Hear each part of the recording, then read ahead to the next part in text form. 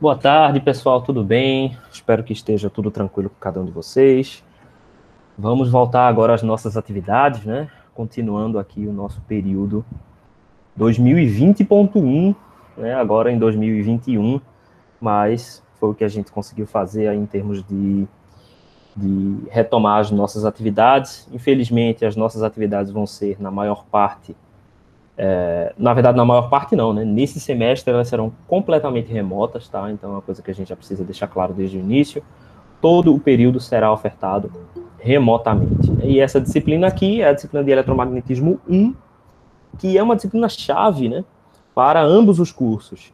Isso aqui é bem importante. Eu coloco o eletromagnetismo no mesmo patamar, talvez, da disciplina de circuitos 1, tá? Claro que essa disciplina aqui ele exige uma matemática um pouquinho mais complicada, um pouquinho mais avançada, mas em termos da importância da disciplina e do que ela abre de possibilidade de estudo, né, para o estudante de engenharia elétrica e eletrônica, ela é também bem básica, né, bem abrangente.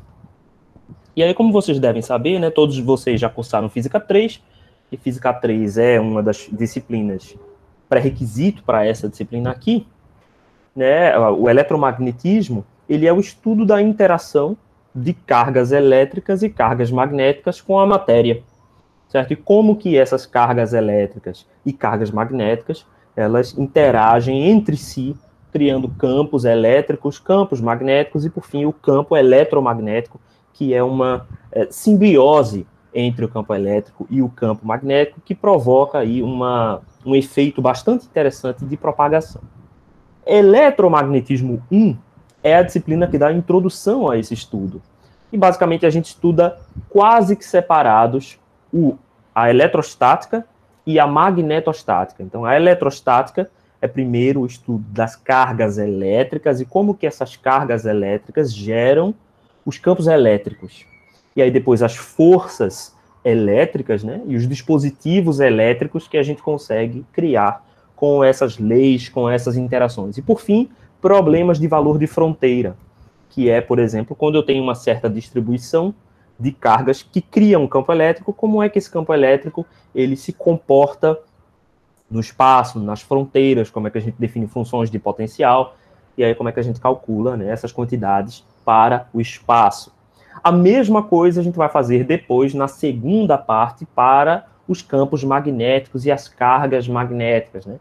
Apesar do fato da gente não ter cargas magnéticas pontuais, como a carga elétrica, né? A carga elétrica ela pode ser pontual e a carga magnética não, a gente também pode interpretar as correntes elétricas que geram, né, os campos magnéticos por uma analogia com cargas magnéticas, e aí a gente consegue fazer esse estudo, o mesmo estudo, para os campos magnéticos. E aí, por fim, lá no final da disciplina, a gente chega na versão final das equações de Maxwell. As equações de Maxwell são um conjunto de 4 equações que foram sendo compiladas ao longo do tempo por vários pesquisadores, né, e cada um desses físicos estudou né, a interação das correntes elétricas, dos campos elétricos e campos magnéticos, foi levantando esse conjunto de equações e depois entendeu-se, né, o Maxwell entendeu que esse conjunto de equações, ele na verdade não são só equações separadas, né, eles são equações de um mesmo fenômeno, do surgimento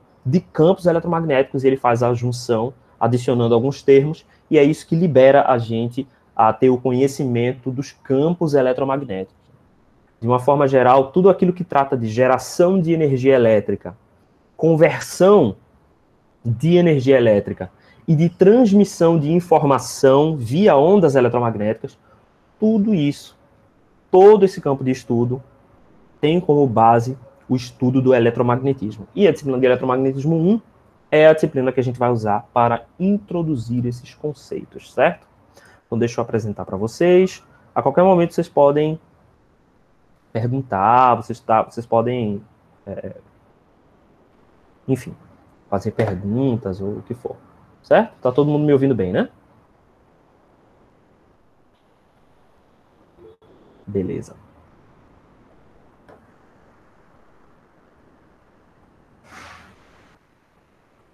Ok, então a nossa disciplina é a disciplina de eletromagnetismo 1,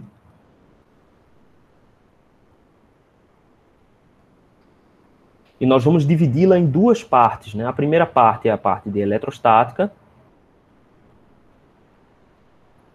e a segunda parte é a parte de magnetostática.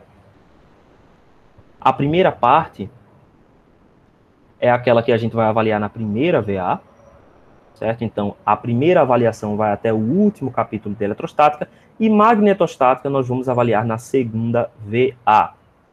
Como a gente retomou o período, agora todas as regras anteriores são válidas, certo? Então, o que acontece? Nós temos que fazer 3 VAs, certo? Então, vamos ter essa primeira VA, a segunda VA e uma terceira VA, que, como vocês já sabem, envolve todo o conteúdo e também um exame final, ok? Também envolvendo todo o conteúdo.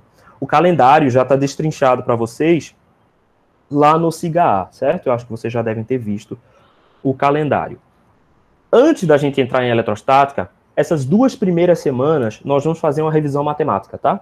Então, uma revisão de álgebra vetorial, revisão simples, que é o que a gente vai fazer hoje, já já. A gente também vai ver sistemas de coordenadas e as transformações desses sistemas. Para a nossa disciplina, nós só vamos trabalhar com 3 sistemas, né?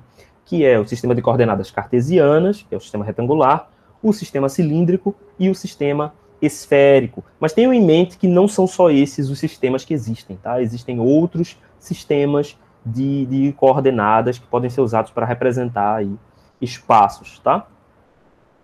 E depois do capítulo de sistemas de coordenadas, a gente vai ver um breve capítulo de cálculo vetorial.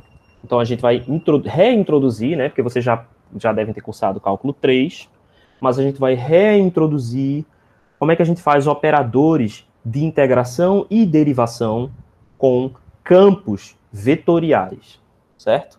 E aí é o cálculo vetorial envolvido nessa situação. Então, essas 2 primeiras semanas vão servir para isso, e a partir da terceira semana, a gente começa a parte de eletrostática com campos elétricos em meio material, e depois problemas de valores de fronteira, depois campos magnetostáticos, forças magnéticas, e depois a gente junta tudo com as equações de Maxwell. A nossa literatura é o livro do Sadico, o Elementos de Eletromagnetismo, mas, na minha biblioteca, nós temos o livro do Haidt, William Haidt, também sobre eletromagnetismo. Então, vocês podem utilizar esse livro que está disponível gratuitamente para vocês. Então, todo mundo aqui tem a assinatura do minha biblioteca, né? A Universidade Federal Rural assina esse serviço, e nesse serviço nós temos aqui o Haidt como literatura, mas eu vou me basear no Sadico em termos da ordem, tá? Do conteúdo que a gente vai apresentar. Mas esses 2 livros são excelentes, você pode usar qualquer um que você tiver acesso, inclusive o Haidt. É muito bacana, certo? Para as nossas atividades, nós vamos fazer na primeira e na segunda VA 3 atividades de simulação, como a gente fez no PLE. Eu acho que alguns de vocês estavam aqui no período excepcional, a gente fez essas atividades, certo? Elas não são atividades de simulação como a gente faz em eletrônica lá, né? Em eletrônica, a gente coloca um desafio, e o desafio é criar um circuito, envolve criar uma placa de circuito impresso, esse tipo de coisa. Aqui, a gente vai ter problemas numéricos e matemáticos para vocês resolverem com programação matemática. Então, vocês vão usar softwares como MATLAB, MATCAD, ou Octave, certo? O Octave é gratuito, então vale a pena vocês usarem o Octave, ou até mesmo linguagem de programação normal, se vocês instalarem bibliotecas, né? Existem certas bibliotecas que conseguem fazer aí cálculos. Então, eles vão... esses problemas, eles terão a ver com os capítulos de eletrostática e os capítulos de magnetostática, certo? Cada um deles vai valer 1 ponto. E nós vamos fazer uma avaliação que vai valer 7 pontos, uma avaliação teórica, certo?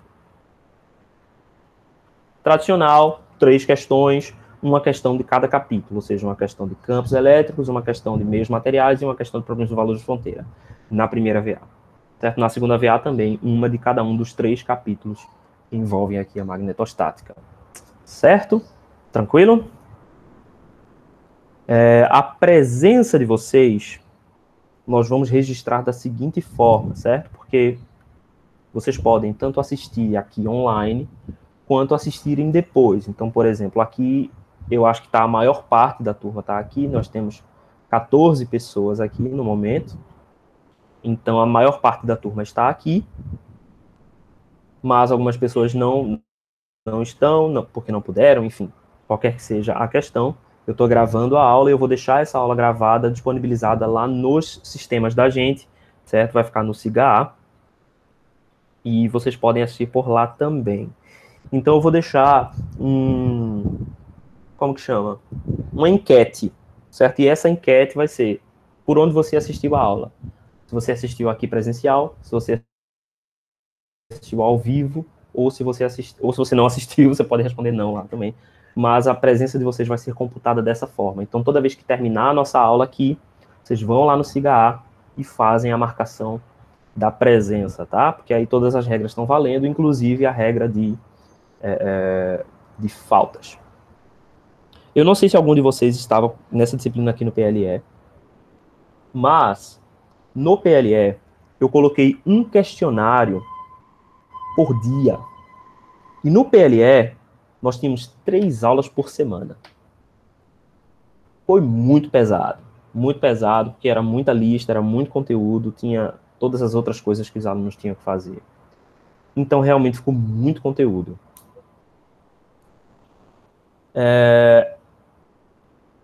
Nessas atividades que eu vou passar aqui para vocês, cada uma valendo um ponto, já vai envolver a resolução de alguns problemas. Mas eles não vão ser problemas elementares, como era no caso do PLE. Então, no PLE, eu colocava mais ou menos uns 10 problemas.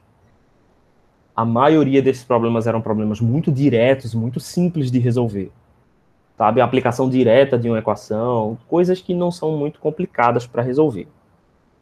No entanto, isso tomava muito tempo, e o sistema do SIGA, ele é um sistema que não é otimizado, né? Vamos dizer assim. Não tem tantas funções assim fáceis de usar, às vezes ele é lento e tudo mais. E o resultado era que os alunos ficaram muito sobrecarregados com isso. Então, nessas atividades aqui, além dessas atividades de simulação computacional, ao lado dessas atividades, vocês vão ter que resolver, teoricamente, o problema que vocês vão resolver no MATLAB, certo? Então, ele vai envolver uma certa resolução, e isso já vai valer como uma espécie de lista, mas lembre-se que na prova a gente vai ter a avaliação tradicional, tá? Então, a avaliação tradicional vão ser questões tradicionais que vêm aí dos livros, certo? Então, aqui dentro dessa atividade vai estar aí a nossa carga de resolução, mas lembrem-se que vocês precisam estudar, certo? E eu não vou cobrar essa lista de vocês no sentido de que vocês têm que escanear e me entregar e tudo mais. Eu vou deixar exercícios sugeridos e vocês resolvem esses exercícios sugeridos no tempo de vocês, tá? E algo desses exercícios é aquilo que vai estar lá na prova. Não necessariamente só os exercícios de lá, mas algo semelhante ao que a gente desenvolver lá. Tá bom? Então, todo mundo entendeu mais ou menos como vai funcionar nossas avaliações, nosso sistema aqui de pontuação? Professor, a prova vai ser síncrona ou assíncrona? A prova vai ser assíncrona, certo? Então, a gente não vai precisar se juntar todo mundo na sala para fazer a prova no mesmo horário. Mas a prova vai acontecer num dia determinado, certo? Então, num dia determinado, se não me engano, a prova de eletromag é dia 1 de julho. Julho não, junho. N, com N, certo? Então, nesse dia, 1º de junho, é melhor vocês conferirem lá no calendário, mas eu acho que é 1º de junho. Porque uma é 1º de junho e a outra é 28 de maio. Eu acho que maio é eletrônica. Deixa eu ver aqui rapidinho. Professor, rapidinho. Essas Correto. atividades. Peraí, Valdomiro. 28 de maio é a prova de eletrônica, não tem nada a ver com a gente. Dia 1º de junho é a nossa prova. Certo? 1º de junho. Pode falar, Valdomiro. Essas atividades vai ser, tipo, vai ter uma parte que vai ser teórica e outra parte que vai envolver a parte da simulação, ou ela só vai ser full simulação? São as duas, certo? Eu vou pedir para você resolver um problema. Eu vou dizer como foi no PLE, por exemplo. Explique também a questão da entrega. Como é que vai ser? Tá bom, beleza. Depois eu falo aqui a pergunta que colocaram no chat. Maurício colocou no chat aqui uma pergunta, eu falo também. Como foi, por exemplo? Eu pedi para que o pessoal supusesse uma função matemática para uma distribuição numa casca esférica, certo? Então a gente sabe que a casca esférica ela tem duas coordenadas, certo? Que você consegue mapear toda a casca esférica. Então, dada uma casca esférica de raio A, conhecido, qual é o campo elétrico em um ponto específico do espaço? Pronto. Então, esse é um problema que já é bastante complexo, tá? Eu não vou dizer bastante complexo não, mas tem uma sua complexidade para resolver, certo? Então, como é que eu pedi para os alunos? Eu pedi para que os alunos modelassem isto em um ambiente de simulação. A maioria fez no Octave, tá? Mas teve pessoas que fizeram na mão, assim, na mão no sentido de programaram tudo. Teve uma galera que fez em Python, programou tudo e usou bibliotecas. Teve uma pessoa que fez no Excel, o que eu achei fantástico, porque foi interessante ver a maneira como a pessoa usou para resolver, né? Mas, bem, dá para fazer no Excel também. Mas eu acho que para vocês é mais interessante utilizarem uma linguagem como essa. Então, por exemplo, tem esse problema específico. Dada uma função, e ela vai ser uma função de quê? Vai ser uma função de θ e φ, certo? Na casca esférica, num raio A definido. Então, a gente vai dar essa função. Dada esta função, qual é o campo elétrico num ponto do espaço? E aí, no problema, eu dava algumas opções, certo? Então, vamos dizer que é uma carga uniforme, depois vamos dizer que é uma carga que varia com φ, depois uma carga que varia linearmente com θ, e por fim eu coloquei um seno, acho que foi alguma coisa assim. Então, são 4 funções matemáticas, você consegue calcular isso na mão. Então, isso vai ser a parte teórica, o cálculo à mão que você vai fazer para levantar essas funções matemáticas. Essa é uma parte dessa atividade. A parte B da atividade é você utilizar um software de matemática, de simulação matemática, para fazer a mesma coisa, certo? E é diferente. Pode parecer que a gente está fazendo 2 vezes a mesma coisa, mas não é. Os softwares de matemática, eles operam... Existem algumas variáveis diferentes que você tem que aprender a usar para poder resolver esse problema dentro de um software de matemática. Então, você tem que implementar as funções do eletromagnetismo dentro daquele software, fazer as derivadas numéricas, integrações numéricas, né, que são diferentes das integrações como a gente faz na mão. Né? Na mão, quando você tem uma função, você só integra.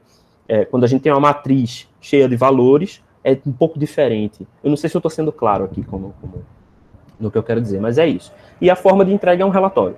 Você vai elaborar um relatório e entregar. Até aí esse relatório vai ter os seus cálculos e a maneira como você resolveu no software de simulação matemática. Não sei se eu respondi. Respondeu, professor. Obrigado, viu? Beleza. Professor, referente aos exercícios, vai ter alguns que o senhor vai resolver como exemplos? Vai. Eu tenho a mania de esquecer de fazer exemplos, tá? Então, se isso acontecer, me lembrem. Professor, esqueceu de fazer um exemplo, e aí eu trago os exemplos. Hoje eu não vou fazer, acho que eu vou fazer um exemplo só, porque hoje é mais uma revisão, assim, super básica, tá? Então, hoje é mais tranquilo. Mas, sim, eu vou trazer exemplos, e a gente vai resolver exemplos de exercícios para que a gente consiga resolver também na prova, né? Beleza?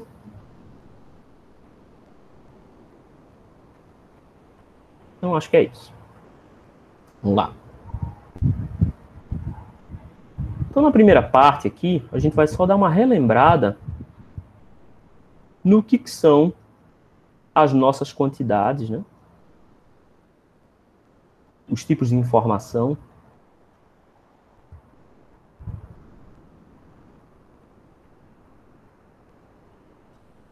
E como é que a gente vai trabalhar elas aqui nessa disciplina. Então, vamos lá. Claro que esse não é um curso de álgebra vetorial, isso aqui são apenas umas breves lembranças do que a gente já estudou lá em álgebra vetorial, tá? Em álgebra linear, a gente não vai chegar nem perto da complexidade que a gente estuda lá em álgebra linear, tá? Aqui a nossa complexidade vai ser nas aplicações, não necessariamente na matemática em si. Mas a primeira coisa que a gente precisa lembrar de álgebra vetorial é que a gente separa as nossas quantidades em quantidades escalares e quantidades vetoriais. As quantidades escalares são aquelas que são plenamente representáveis somente com um número. Então, só uma quantidade é capaz de expressar uma grandeza escalar. Então, grandezas escalares são, por exemplo, a massa, a velocidade. E as grandezas vetoriais, desculpa não, velocidade não, temperatura.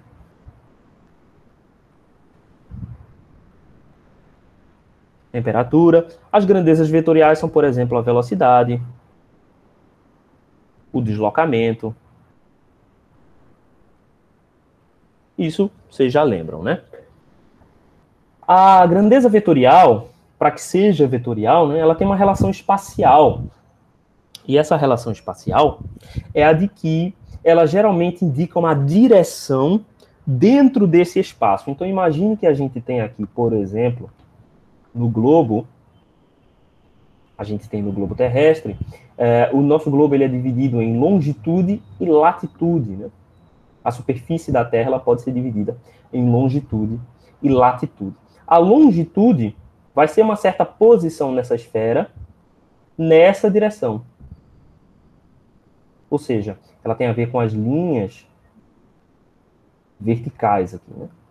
Então, a posição nessa linha vertical será a sua longitude, e a posição em relação à linha horizontal será a sua latitude. Então, a latitude tem a ver com o deslocamento nesse sentido, né?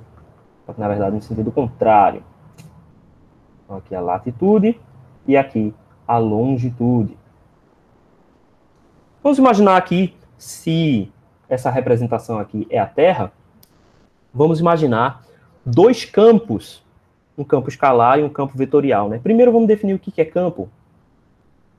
O campo é uma certa função matemática,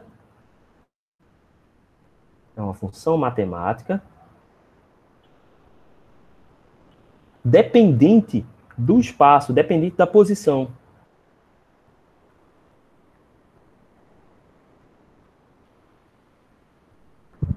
No espaço de uma grandeza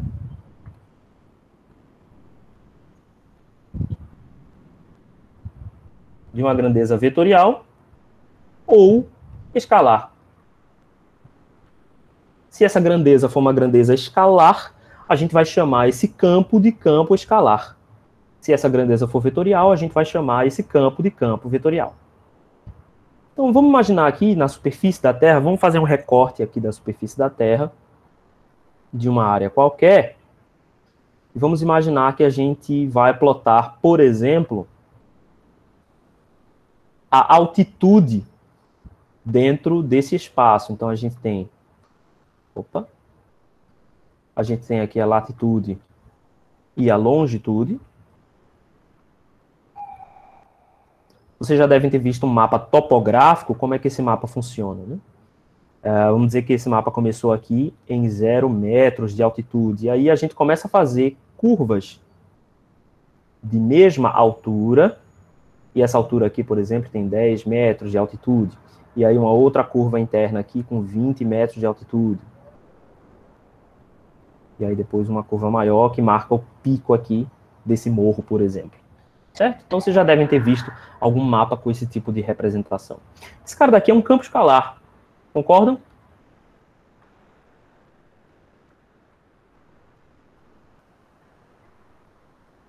Sim ou não? Né? Por que ele é um campo escalar? Porque dependendo da posição, se a gente tem latitude e longitude, nós temos aqui um sistema de coordenadas que relaciona aqui, que consegue marcar a posição. Então, dada uma latitude e uma longitude, a gente consegue encontrar uma posição dentro desse mapa. E dada a posição nesse mapa, uma posição x, a gente vai ter uma certa altitude. Então, existirá uma função f de x, f sendo um valor escalar. Então, esse cara daqui é um campo escalar. Agora, vamos imaginar que eu tenho também um mapa, mas agora eu estou fazendo um mapa fluvial. Tem um outro mapa, e eu vou fazer agora um mapa fluvial. Eu tenho aqui a direção dos rios, sei lá, eu tenho um rio grande aqui, um rio maior, caramba, sai daqui. Eu tenho um rio aqui grande que entra no mapa e vai nessa direção aqui. E eu tenho pequenos afluentes que desaguam nesse rio aqui, por exemplo. Todos sempre dirigindo, indo em direção à costa, né? Vamos dizer que aqui seja o mar, sei lá. Que é o mar, certo? Então, eu tenho também aqui latitude e longitude. Tenho aqui também latitude e longitude. Só que agora eu tenho uma certa direção e, obviamente, também uma velocidade média aqui do movimento da água. Então, eu posso ter uma certa função matemática, mas essa função matemática vai ser, agora de velocidade. E ela vai depender também da posição onde eu verifico esta função. Então, se eu avalio esta função, por exemplo, nesse ponto aqui, como esse é um rio muito caudaloso, a velocidade média da água nesse ponto aqui vai ser uma na posição x que eu verifiquei aqui. Mas se eu verifico a posição em um afluente, por exemplo, essa velocidade ela pode ser menor, v, em um outro ponto x aqui, um x2, aqui um certo x1. Então existirá uma função matemática v de x, e v, por ser uma grandeza vetorial, estabelece agora um campo vetorial. Certo? Então a gente pode ter aí as duas representações. Aqui, ambas as representações dependem do espaço. Então aqui, onde eu escolher o ponto no espaço, eu vou ter uma altitude diferente, de acordo com a avaliação aqui no espaço. Já na velocidade aqui dos meus afluentes, eu vou ter uma certa velocidade dependendo do ponto onde eu escolher. Existirá, obviamente, uma correlação matemática entre esses dois campos. Porque a gente sabe que quanto maior for a derivada, né, a derivada que vai corresponder ao se o meu campo é mais íngreme ou menos íngreme. Então, quanto maior for a derivada da minha altitude, maior vai ser a minha velocidade aqui. É claro que eu estou aqui usando um modelo extremamente simplificado, mas o que eu quero chamar a atenção é que existirá uma relação matemática entre campos escalares e campos vetoriais. Claro que aqui tem uma série de outros fatores geológicos que entram em conta, eu não estou aqui querendo modelar relações geográficas de jeito nenhum, eu não tenho conhecimento para isso, eu só estou aqui dando uma ideia para vocês de que um campo escalar e um campo vetorial podem existir no mesmo espaço e eles podem ter uma relação matemática entre si. É isso que a gente vai estabelecer na nossa disciplina. Então, por exemplo, a gente sabe que para o caso dos campos magnéticos, nós podemos definir campos magnéticos em campos magnéticos escalares e campos magnéticos vetoriais, por exemplo. A gente sabe que o campo elétrico é um campo vetorial, mas o campo potencial elétrico é um campo escalar. E a gente tem uma relação matemática entre esses dois campos, né? A gente pode estabelecer essas relações matemáticas entre esses dois tipos de campo. Ok? Parte da nossa revisão é também aquela parte da matemática simples, né? Então a gente tem aqui soma de vetores. Eu não vou entrar nisso. Vetor posição e vetor distância. Eu acho que não é necessário. Mas vamos dar uma relembrada no que é a multiplicação vetorial, tá? No que é o conceito dessa multiplicação. Então, vamos supor que eu tenho dois vetores, um vetor A e um vetor B. Certo? Esses dois vetores possuirão as seguintes propriedades, né? Uma certa magnitude e uma certa direção. Vamos dizer que esse cara daqui é um vetor A. Como é que eu posso representar ele matematicamente? Porque um número escalar é bem tranquilo de representar, é basicamente um número. Eu vou dizer que ele pertence a um certo reino, né? Ele pertence aos números inteiros, ele pertence aos números reais, enfim. Mas um vetor, uma vez que ele tem uma direção, eu preciso representá-lo em função de um elemento básico. Eu vou chamar esse elemento básico de vetor unitário. Então, esse vetor unitário será um vetor que aponta em alguma determinada direção, cuja magnitude é 1. Eu vou chamar esse vetor unitário de A com um chapeuzinho assim. Certo? E aí eu vou usar algum índice para indicar qual é a direção desse vetor unitário. Aqui eu vou usar o índice A maiúsculo para indicar que esse vetor unitário é o vetor que aponta na direção de A, do vetor maior, certo? Eu posso dizer que A é uma multiplicação desse vetor unitário. Então, eu posso dizer que o meu A vai ser um certo valor aqui qualquer, multiplicado pelo meu vetor unitário. Esse valor aqui, se eu definir o meu vetor unitário como tendo magnitude 1, essa quantidade aqui será a própria magnitude do vetor A.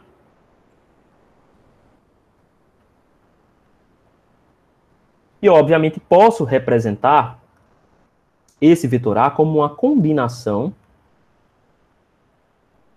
entre mais de um vetor unitário. Posso fazer uma combinação ortogonal de vetores.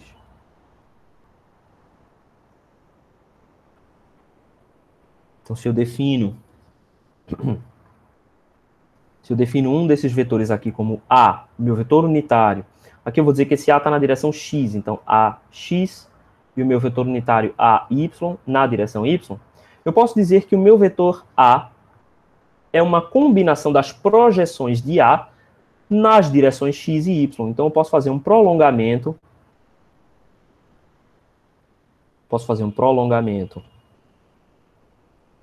Do meu vetor AX e fazer um prolongamento do meu vetor AY paralelamente, né, às suas direções originais, e dizer que o meu vetor resultante A é uma combinação linear das projeções desses dois vetores. Ficou meio troncho, não foi? Mas vocês entenderam.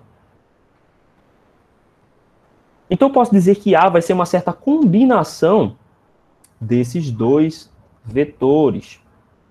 Alguma quantidade na direção x, AX, mais uma certa quantidade na direção y. Como a gente está trabalhando com espaços euclidianos, isso significa que AX e AY são sempre ortogonais.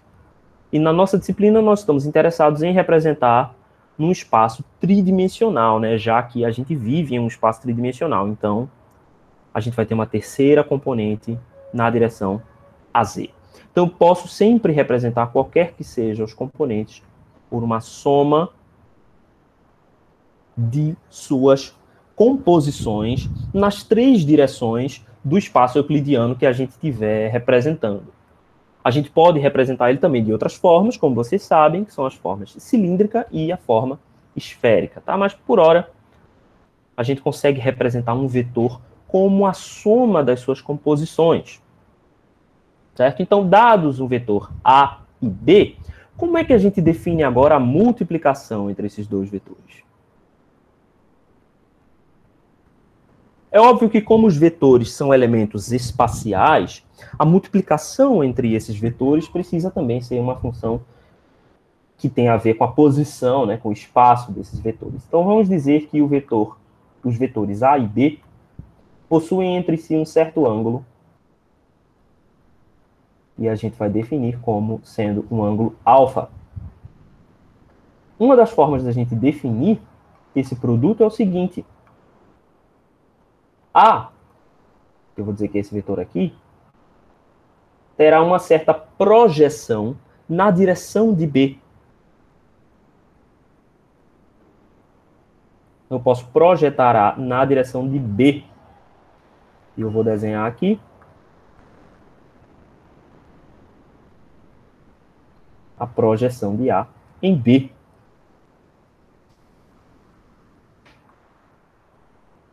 Projeção de A na direção de B.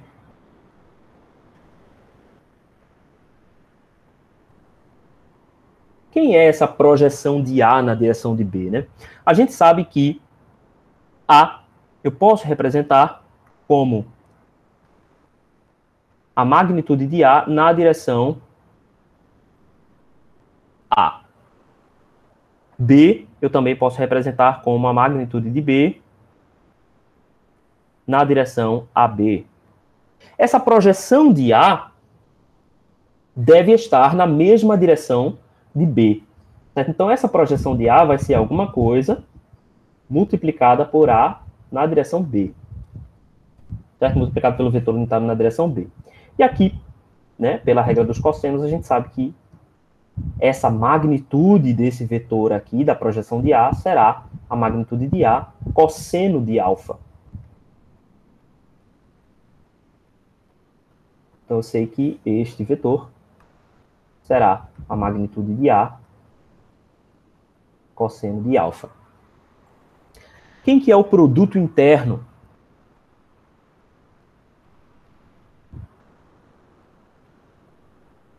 Esse produto interno também é conhecido como produto ponto. Ou produto escalar.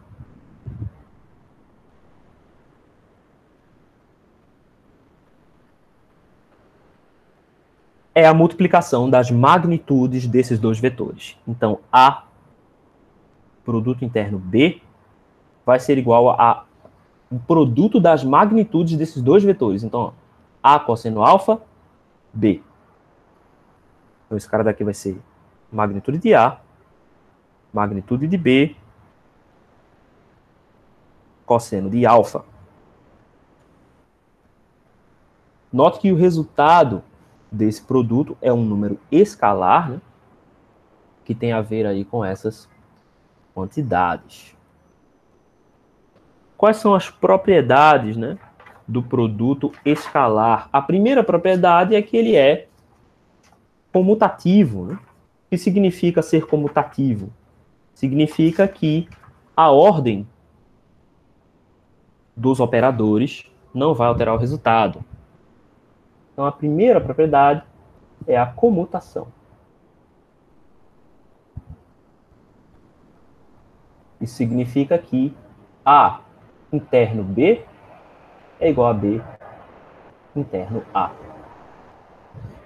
A segunda propriedade é a distribuição.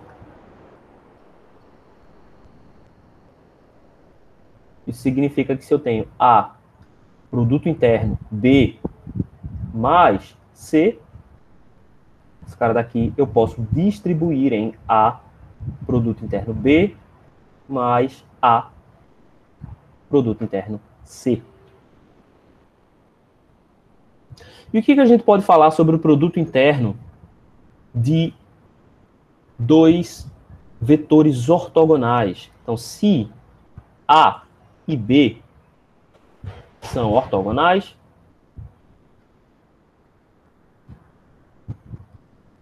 então A produto interno B é igual a zero.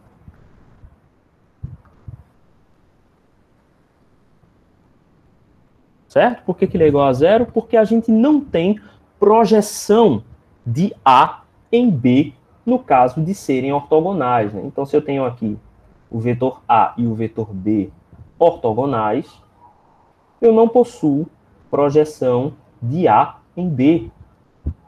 Ou, de outra forma, eu posso dizer que o cosseno de 90 graus aqui, né, vai ser igual a zero. Então, quando eu fizer esse produto aqui, módulo de A vezes módulo de B, cosseno de alfa, esse produto escalar aqui, o produto interno, será igual a zero.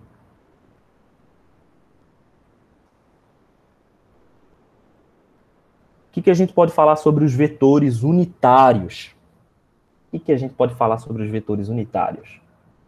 Então, como a gente está no espaço euclidiano, isso significa que todos os vetores unitários são ortogonais. Os vetores unitários não, tá?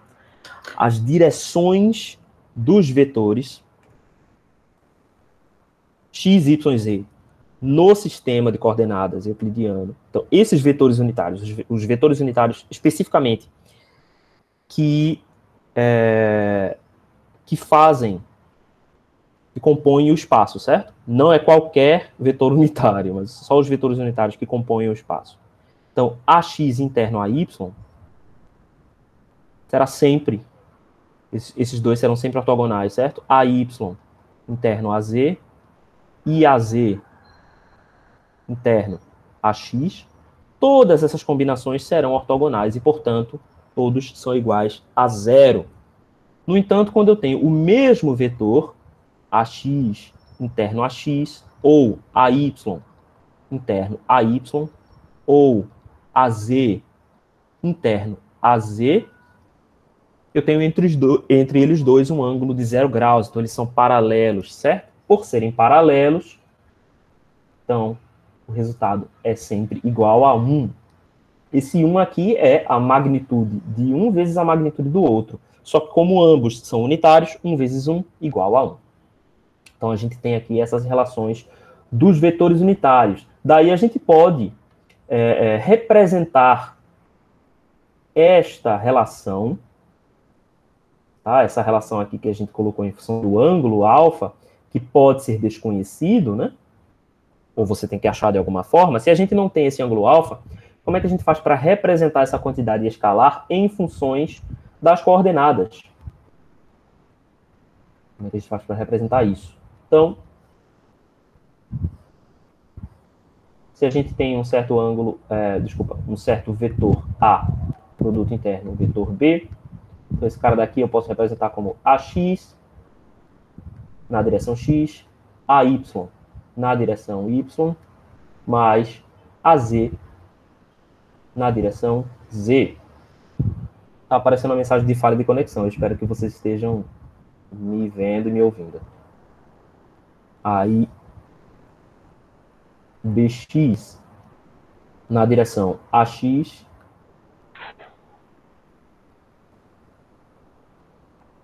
Tá tudo certo aqui.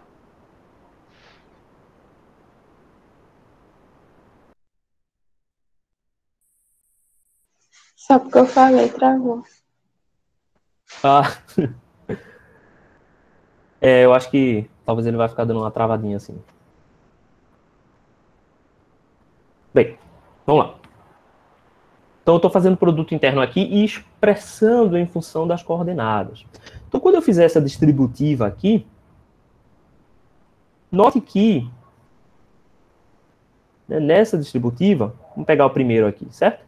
Então, eu estou fazendo AX e multiplicando por BX a X, BY a Y e BZ a Z. Nessas combinações aqui, duas delas vão ser nulas, certo? O produto AX interno a Y será nulo, porque AX e AY são ortogonais. E AX interno a Z será nulo também, porque X e Z são duas direções ortogonais no plano cartesiano. Lembre-se que o mesmo é válido para qualquer espaço euclidiano, tá? Então, no final das contas aqui, só sobra esse primeiro termo. Então, meu primeiro termo aqui será AX. Eu falo A e escrevo B, né? AX, BX, vezes aqui os meus operadores. Então, AX interno AX. Isso aqui vai dar 1. Então, a mesma coisa vai acontecer com os demais. Então, quando eu for distribuir o meu AY, o único termo que será não nulo é o termo em que eu multiplico as duas componentes em Y desse vetor. Então, meu resultado aqui será AY, BY. A mesma coisa vai acontecer em Z, então AZ, BZ. E aí, se eu apago aqui isso aqui, eu sei que vai dar 1. Eu tenho aquela expressão do produto interno em função das componentes, né? A interno B.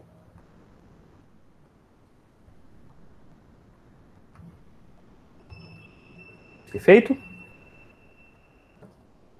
Então é isso. Agora, esse produto interno, ele resulta em um valor escalar, né? Portanto, até conhecido como produto escalar. A gente tem ainda um outro produto, que é o produto vetorial, que retorna, obviamente, um vetor. Então, A vetorial B. Eu vou chamar esse produto aqui de produto vetorial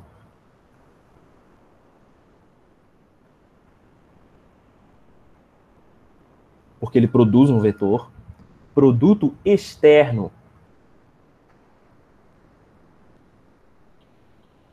ou produto cruzado. E por isso a gente usa esse xizinho para indicar que é o produto cruzado, né? Para contrapor a ideia do produto escalar, produto interno ou produto ponto.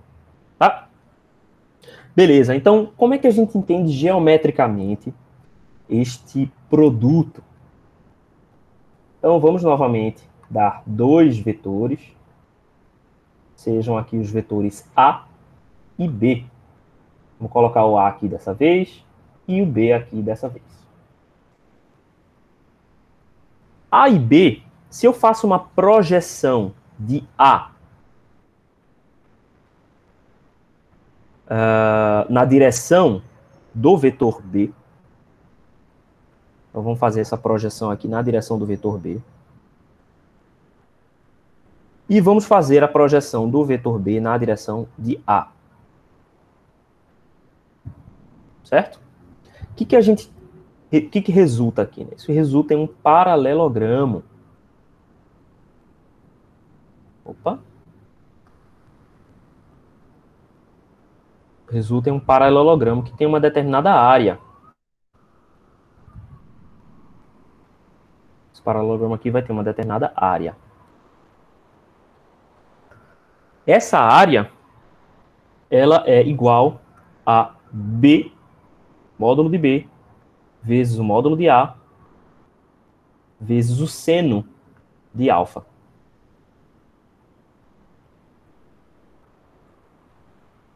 Certo? Que essa área do paralelogramo vai ser base vezes altura. E aí dá esse cara daqui. Beleza. Então, eu vou dizer que a magnitude do meu produto vetorial vai ser isso aqui. O módulo de A, B, vezes o seno de alfa. Essa vai ser a magnitude do meu produto vetorial.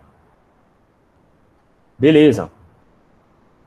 Só que agora, se o meu resultado vai ser um vetor, eu preciso definir quem é que vai ser a direção desse meu vetor. Eu vou colocar esse meu vetor na direção normal do plano. Então, uma coisa que a gente precisa lembrar é que quando a gente tem uma grandeza unidirecional e um vetor dessa grandeza vai apontar na direção tangencial daquela curva. Mas quando a gente tem uma superfície, eu posso representar aquela superfície de maneira vetorial através do vetor normal àquela superfície. Então, se eu tenho uma determinada superfície aqui, qualquer que seja, eu posso representá-la por um elemento de área e o seu vetor normal a essa superfície. E é isso que a gente vai fazer aqui. Definindo o produto vetorial já dessa forma, a gente facilita para que quando a gente for definir superfícies, áreas, lá quando a gente precisar, né, das nossas grandezas eletromagnéticas, a gente vai definir essas áreas a partir de produtos vetoriais. Tá? E o vetor que a gente vai usar para representar essas áreas é o vetor normal a essa superfície em qualquer ponto.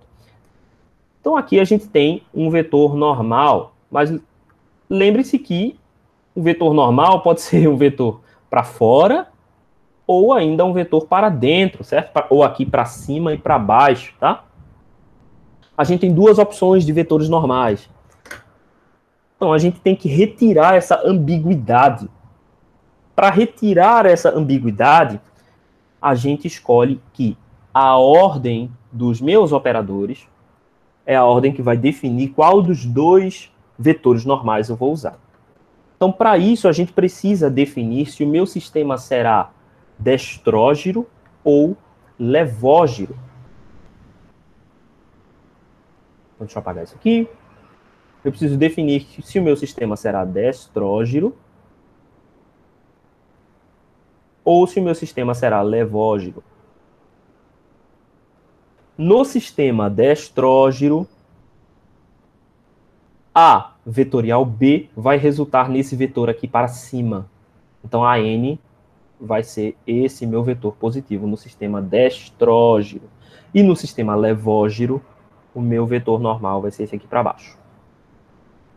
Na nossa disciplina, nós vamos trabalhar somente com sistemas destrógeros. Então, a gente vai ignorar essa segunda opção.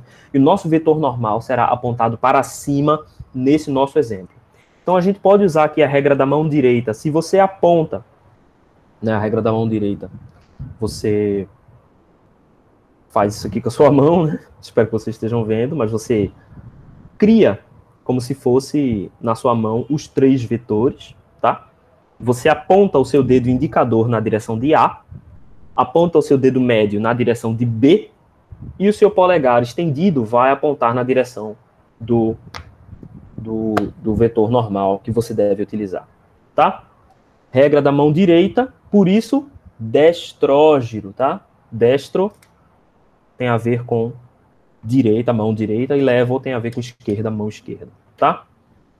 Uma história que eu sempre gosto de contar nas minhas aulas de eletromagnetismo é que quando eu estava fazendo uma das minhas provas, para agilizar, né? Eu estava escrevendo, eu sou destro, escrevendo com a mão direita, e aí pensando nas direções, fazendo com a mão esquerda para economizar tempo. Aí vocês já sabem a desgraça, né? Então não façam isso, lembrem-se disso, tá? Para quem escrever com a mão direita, vocês não têm aí essa possibilidade de economizar tempo. Bem, então é isso. Sistemas destrógeros, tá? O que a gente pode afirmar, então, sobre os nossos vetores unitários?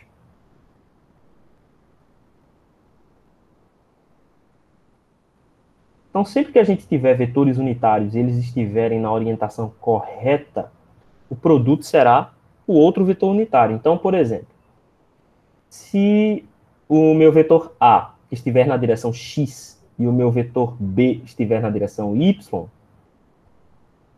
o meu vetor normal estará na direção Z. Então, AX vetorial AY vai ser igual a Z. AY vetorial AZ será igual a AX. E AZ vetorial AX será igual a AY. Certo? Então, esta aqui é a nossa relação em um sistema destrógiro para coordenadas cartesianas. O que mais? As propriedades do produto cruzado. As propriedades são as seguintes. O produto cruzado, ele é anticomutativo.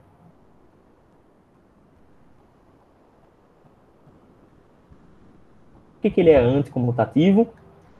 Porque A vetorial B é igual a menos B vetorial A.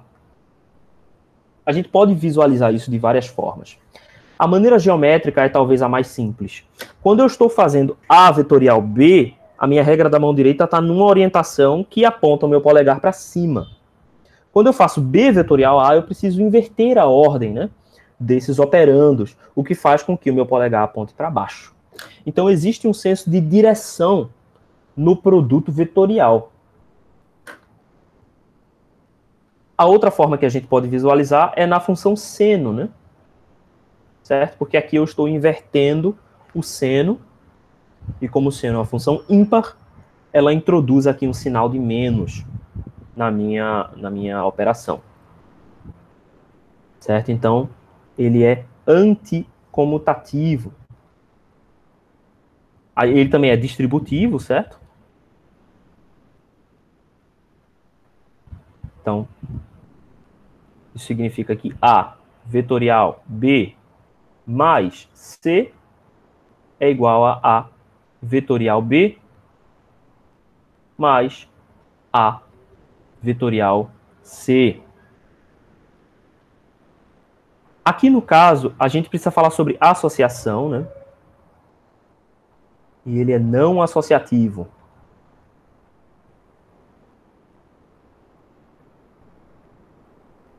Ou seja, se eu tenho A vetorial B vetorial C, isso aqui é simplesmente diferente de A vetorial B vetorial C.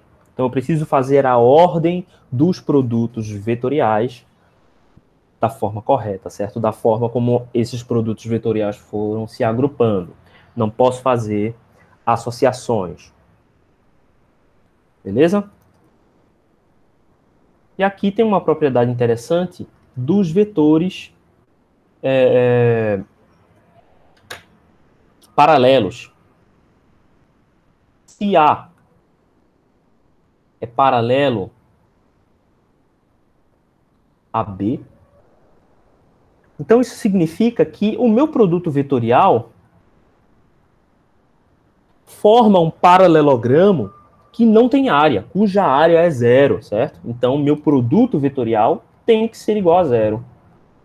O vetor nulo, zero, certo? Porque o meu produto vetorial deve sempre ter um resultado vetorial. Então, meu produto vetorial, zero. Você também pode interpretar isso como o seno de alfa sendo zero, né? Já que o ângulo entre esses dois vetores será igual a zero.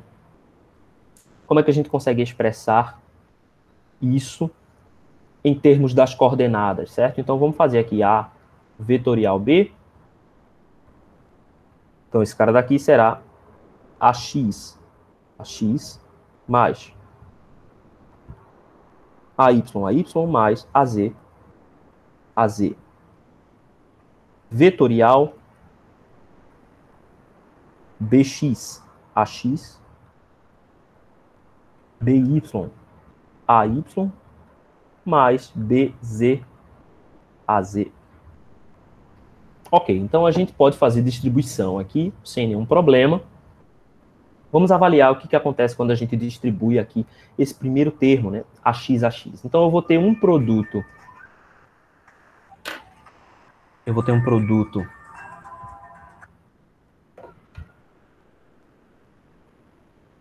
Só um momentinho, pessoal. Um segundo.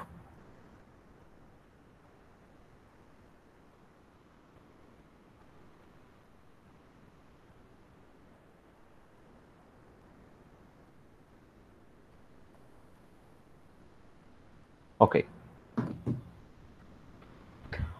Beleza. Então, o meu primeiro produto vai ser AX vetorial BX. Então, essas duas componentes são ortogonais, certo? O que significa que o seu produto externo, o seu produto vetorial é zero. A minha segunda componente será essa componente aqui, certo? Então, AX, AY. Beleza, então AX e AY são ortogonais, o que significa que o produto vetorial entre eles será um terceiro vetor normal ao plano XY. E esse vetor é o vetor AZ. Como eu estou aqui num sistema destrógeno, então AXAY igual a AZ. Então a minha primeira componente aqui, esse produto, vai ser AXBY, que multiplica, aliás, eu não vou nem usar isso aqui, AXBY, que multiplica AZ. Quem é a minha segunda componente, né? A minha segunda componente, ela vem do produto AX, AZ. neste caso aqui, eu estou no sentido contrário, né? Porque xz está no sentido contrário, seria xy, né? Então, xz eu estou indo no sentido contrário, então eu tenho que adicionar um sinal de menos. Porque ax vetorial az dá menos ay. Então, esse meu segundo termo é ax bz vezes menos ay. Certo? Eu sei que é básico, a gente já viu isso aqui 1 milhão de vezes, mas vamos lá, né? Peço a vocês um pouquinho de paciência. Então, vamos lá. Esses foram os dois primeiros termos. Aí agora os termos com AY.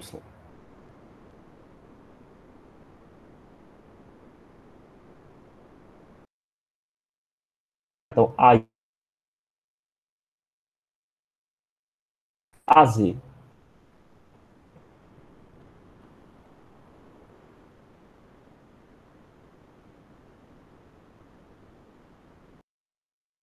O termo AY será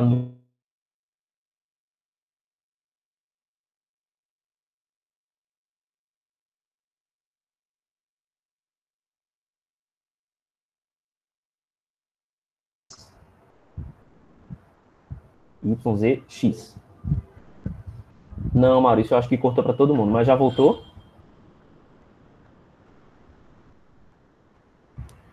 Beleza. Professor, só no. O senhor colocou BZ no lugar de BY. Só quando o senhor apagou ali em cima. Foi. Tem razão. BY.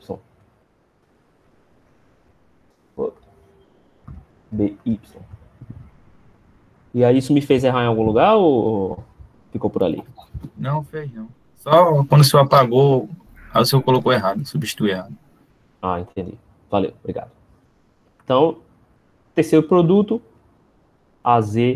AZ, o meu primeiro produto está na ordem correta, certo? Então, ZXY. Então, meu primeiro produto será AZ BX AY. E o segundo produto válido aqui vai ser esse aqui. E o terceiro é paralelo, então, portanto, é nulo. Então, mais AZ BY menos AY. Não, menos AX. Ok. Agora a gente pode agrupar esses termos aqui nas suas coordenadas corretas. Então, primeiro a gente vai usar a coordenada AX. Então, cadê os AX aqui? Ó? AYBZ menos AZ BY. Isso tudo na direção AX. Mais. Aí agora todo mundo está na direção AY, certo? Então, o primeiro termo vai ser esse aqui, AZ BX menos esse segundo termo aqui, ó, menos AX BZ. Tudo isso na direção AY, mais os termos na direção Z. Então, quem são esses termos? O primeiro termo está aqui, AX BY, AZ, menos esse cara daqui, AY, BX. Na direção AZ. Na verdade, eu botei AZ duas vezes aqui, né? Pronto. Uma coisa interessante da gente notar aqui, que com certeza vocês já sabem, é que isso parece muito com uma forma de indeterminante. E a vetorial B, né, parece bastante com a forma do resultado de um determinante. Né? Então, a gente pode expressar este produto como se fosse um determinante. Então, A vetorial B vai ser igual a o resultado de um determinante, em que na primeira linha a gente tem os próprios vetores unitários, e nas demais linhas a gente tem os componentes de A, AX, AY e AZ, e na terceira linha nós temos os componentes do vetor B. Então é daqui que vem essa representação no formato de determinante.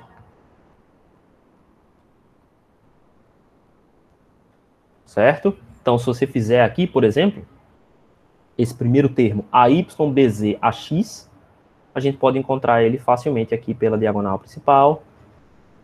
E aí o outro termo vai vir aqui na direção contrária. AZBY AX.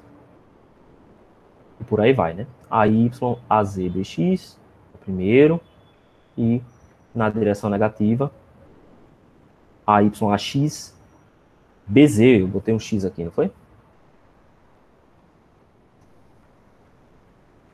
BZ. E para o AZ, AZ AXBY. E na direção da diagonal secundária, AZ BXAY. Aqui. Então essa é só uma forma mais fácil para a gente lembrar de fazer, né, corretamente, que é um pouquinho mais simples do que lembrar de toda essa fórmula aqui. Bem, ok.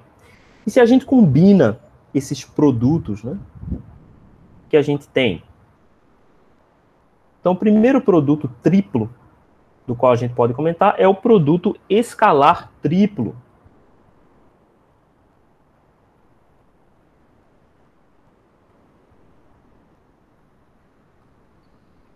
Produto escalar triplo é A escalar B vetorial C. Ele tem que ser feito nessa ordem específica, tá? Por quê? Se eu faço dessa forma aqui, A escalar B vetorial C, aqui nós temos uma incongruência. Porque A escalar B vai dar um valor escalar e não pode ser operado com C através do produto vetorial. Então, essa forma aqui simplesmente não existe. O produto escalar triplo tem que ser feito dessa forma aqui. Tá? Eu também não poderia fazer um produto escalar triplo dessa forma aqui. B escalar C. Pela mesma razão, né? Quando eu faço esse produto escalar aqui, esse valor é um escalar. Eu não posso fazer produto interno entre um escalar e um vetor. Produto interno é sempre dois vetores, né? Então, essa versão aqui também não pode existir. Então, a única versão possível de um produto triplo que resulta num escalar é essa daqui. Certo? E a gente pode fazer uma igualdade que é a seguinte. Esse cara daqui é igual a B escalar C vetorial A. E também é igual a C escalar A vetorial B. Então, a gente tem uma propriedade cíclica aqui. Né? Nós podemos fazer aqui uma espécie de permutação e o resultado é ainda o mesmo. Tá? É tranquilo de demonstrar. Tá? E o que a gente quer mostrar aqui é que esse produto aqui pode também ser representado por uma matriz. Então, A escalar B vetorial C pode ser representado como o determinante de uma matriz contendo os elementos, tá? Opa, tá errado. De uma matriz contendo as componentes dos três vetores. Então, AX, AY, AZ, BX, BY e BZ, CX, CY e CZ. Isso aqui é fácil de verificar, porque se a gente prestar atenção só nesse produto aqui, vetorial, né, com B e C, aqui eu teria as componentes nos vetores unitários, certo? AX, AY e AZ. Eu teria no lugar no lugar das componentes, eu teria os vetores unitários. Mas depois, quando eu fizesse esse produto interno, eu ia estar multiplicando cada uma dessas componentes do produto vetorial pela componente do vetor A. Então, matematicamente, é como se eu estivesse substituindo os meus vetores unitários aqui pelas componentes do vetor A, e isso resulta na mesma resposta. E essa propriedade cíclica fica agora fácil de verificar, uma vez que a gente sabe que quando a gente permuta ciclicamente as linhas de um determinante, o valor do determinante é o mesmo. Então, é interessante. A gente também pode fazer um produto vetorial triplo. Então, produto vetorial triplo. Produto vetorial triplo é, naturalmente, A vetorial, B vetorial C. Isso também é a única opção de produto vetorial triplo, né? Para o produto vetorial, nós não podemos, em momento algum, ter um produto escalar no meio dessa história. Tá? Então, os únicos dois produtos triplos possíveis são esses dois, o produto escalar triplo e o produto vetorial triplo. Os demais, eles não vão resultar no que a gente quer fazer. Certo? Então, aqui a gente tem uma igualdade matemática também, que é esse produto vetorial pode ser expresso por B A interno C menos C A interno B. Certo? Note que essas relações aqui não são produtos entre dois vetores, certo? Eu não estou fazendo B operado com um vetor, estou fazendo B operado com um escalar, certo? A interno C é um escalar, e aí eu estou só multiplicando esse escalar pelas componentes de B. A mesma coisa aqui. A gente pode decorar essa regra como BAC cabe. O BAC menos cabe. É só uma regrinha mnemônica para ajudar a gente a lembrar do produto vetorial triplo. E, gente, é basicamente isso. Só para a gente relembrar aqui, né, dessas coisas que vocês já viram várias vezes e trabalham o tempo todo. Eu acho que eu não preciso fazer nenhum exemplo disso aqui, porque são exemplos, né, básicos. A gente bota aqui os exemplos e, dado esses dois vetores, qual é o produto. Não acho que faz sentido a gente fazer exemplo disso, tá? Mas, se algum de vocês estiver inseguro nesse tipo de questão, de situação, vocês podem pegar o capítulo 1 do livro e tentar dar uma resolvida em alguns exercícios, tá?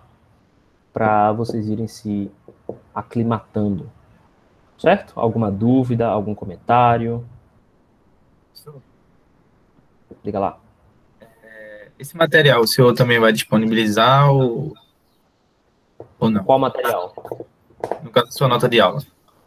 Ah, foi bom você ter perguntado isso. Eu comecei a desenvolver umas notas de aula no PLE, tá? E aí eu tenho essas notas de aula aqui. Eu vou colocar elas lá. Mas deixa eu perguntar uma coisa para vocês, já que sobrou um pouquinho de tempo. Qual foi a experiência de vocês com o SIGA? Porque eu estou pensando em vez de a gente usar o SIGA, a gente usar o Classroom.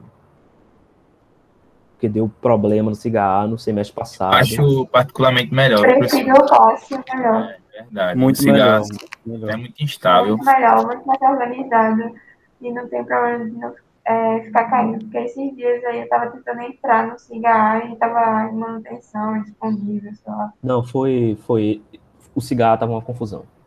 Esses dias estavam... Porque foi a matrícula, né? E aí... Enfim, tá bom. Então eu vou criar uma sala no Classroom. Beleza?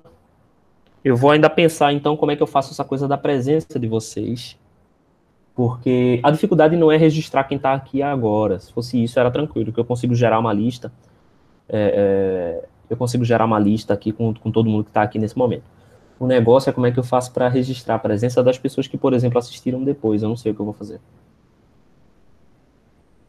Eu vou pensar em alguma coisa, se vocês tiverem... Se algum outro professor estiver fazendo de alguma forma legal e inteligente, vocês podem me dizer. Durante Tá? durante a aula, você poderia fazer uma pergunta elementar e quem respondesse essa pergunta ganhava presença por algum meio de comunicação do senhor aí. Ah, entendi. Peraí, calma aí. Para Professor, cada aula, o senhor faria uma pergunta simples, só que inusitada. Aí só saberia responder ela quem assistiu a aula, agora ou depois. E o senhor dava um prazo. Não. A minha preocupação não é como é que eu posso dizer? Com saber que você veio mesmo para aula e não ser enganado. Eu tô tranquilo, tá? eu tenho uma sugestão, professor. Ah, O diga lá. professor Fernando, a gente tá pagando com ele, né, a disciplina de Círculos de Dois. Ele está fazendo o seguinte, que eu achei bem interessante. Ele está, durante a semana, né, ele está disponibilizando uma questão, né, referente àquele assunto da semana, que não vale nota nem nada, é só simplesmente para ver o rendimento da turma e Sei. servir como chamada, sabe? Como presença. Tá. Isso ele disponibiliza lá no Classroom como uma questão, né, e opção, e você submete a sua resolução. Aí eu achei bem interessante. Entendi. Aí como é que é essa submissão da resolução? Ele abre lá uma tarefa, é isso? Se eu quiser, eu posso compartilhar a tela aqui e mostrar para o senhor, mas basicamente ele deixa a questão lá, né, como um Google Forms. Você tem a opção de marcar e você tem também uma caixinha para submeter o scan da sua resposta. Tá, entendi. Aí isso não interfere na sua nota, é só simplesmente ele vai ver o rendimento da turma e vai ver, vai ser simplesmente só para acompanhar também a presença, né? Excelente. E ele faz uma por semana, não é isso? Isso, exatamente. Cada semana ele bota lá uma. Tá. Eu acho que uma por semana é suficiente, porque o que a gente fez lá no outro, no PLE, foi muito pesado. Foi muito pesado. Tinha que ser 30 questões por semana. Não deu certo. Uma por semana eu acho legal. E aí, o que vocês acham? É tranquilo assim? Pode ser assim?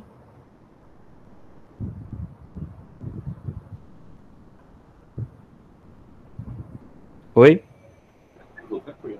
Uma por semana tá tranquilo. Pronto, beleza. Então é isso aí. Então, pessoal, muito obrigado. Tá? A gente vai terminar um pouquinho mais cedo hoje. E até amanhã. Nossa próxima aula. Qualquer coisa, podem falar no grupo, podem deixar suas dúvidas, tá? E eu vou criar o ambiente no Classroom e boto o link para vocês lá no grupo. Ok?